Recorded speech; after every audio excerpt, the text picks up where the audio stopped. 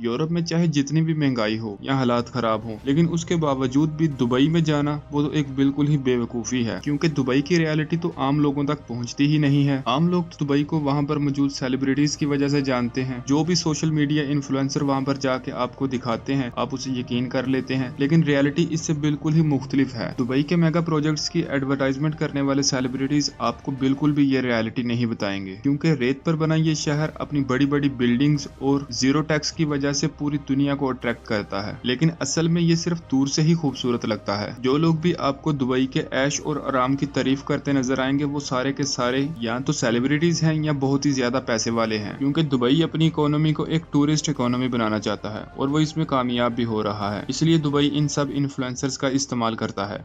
पिछली 2 नस्लों में दुबई काफी बदल गया है, लेकिन ये ब्रिटिश के अंडर एक मछलियां पकड़ने वाला छोटा सा और सादा सा गांव था। अब ये एक शहर बन गया है और इसके अंदर दुनिया की बेहतरीन बिल्डिंग्स मौजूद हैं। लेकिन इतनी मॉडर्नाइजेशन के बावजूद भी ये सिर्फ और सिर्फ स्टील, कंक्रीट और शीशे के बने हुए ढांचे ही नजर आते हैं, क्योंकि इनके अंदर वो टाइमलेस मोन्यूमेंट की क्वालिटीज ही मौजूद नहीं है जो हिस्ट्री की बाकी बड़ी बड़ी बिल्डिंग्स में है। दुबई की सही तरक्की का टाइम उस वक्त शुरू हुआ जब इसके अंदर से पेट्रोल मिला। फिर यहाँ की गवर्नमेंट ने यहाँ पर रोड्स, बिल्डिंग्स, हॉस्पिटल्स और बंदरगाहें बनाई। फिर इन्होंने यहाँ बहुत ही ज्यादा इन्वेस्टमेंट की और पूरी दुनिया से स्किल्डफुल लोगों को अपनी तरफ अट्रैक्ट किया। और यहाँ की गवर्नमेंट ने यहाँ पर बड़े बड़े मंसूबे जैसे बुर्ज खलीफा और आर्टिफिशियल आइलैंड्स भी बनवाए।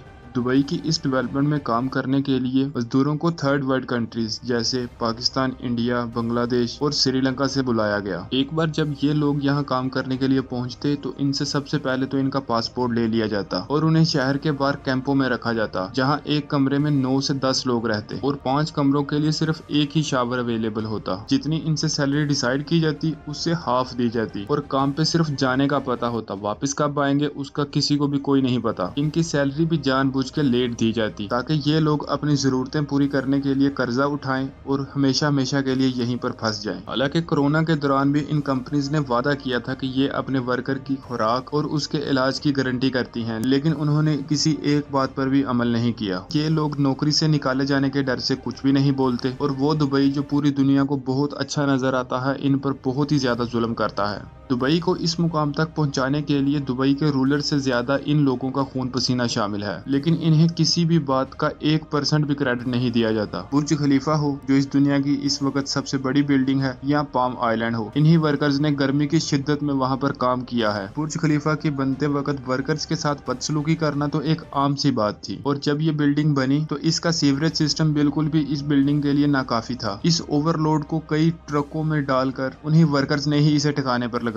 पाम आइलैंड जो एक आर्टिफिशियल आइलैंड है, इसे बनाने के लिए भी इन्वायरमेंट को बहुत ही ज्यादा नुकसान पहुंचाया गया, क्योंकि समुद्र की तह से बहुत बड़ी अमाउंट में रेत निकाली गई, जिससे वहां पर लोकल इकोसिस्टम बहुत ही ज्यादा तबाह हुआ। असल में इस किस्म के प्रोजेक्ट सिर्फ अपनी ख्वाहिश और ज़ाहरी तौर पर खूबसूरत नजर आने के लिए बनते हैं। इसका किसी भी किस्म का इंसानियत और माहौल के लिए फायदा नहीं होता। अगर हम दुबई का सिंगापुर से कंपैरिजन करें, क्योंकि पास्ट में दोनों ही मछलियां पकड़ने वाले गाँव थे, इन दोनों के कल्चर्स और वैल्यूज में आपको बहुत ही वाजिया फर्क महसूस होगा। सिंगापुर अपनी बहुत ही ज्यादा ग्रीन स्पेसिस और अपनी सस्टेनेबल प्लानिंग के साथ इन्वायरमेंट को इम्प्रूव कर रहा है और अपने शहरियों की हर लिहाज से ग्रोथ पर तवज्जो दे रहा है। लेकिन अगर इसका दुबई से कंपैरिजन करें तो दुबई तो सिर्फ अपनी मटेरियलिस्टिक चीजों और अपने लग्जरी होटल्स पर ही तवज्जो दे रहा है, चाहे इसके लिए इन्वायरमेंट को जितना मर्जी नुकसान पहुंचे। इन दोनों शहरों में एक और बहुत बड़ा फर्क ये है कि यहाँ पर जो लोग काम कर रहे हैं उनके साथ किस तरह का सलूक किया जाता है। Singapore fair environment,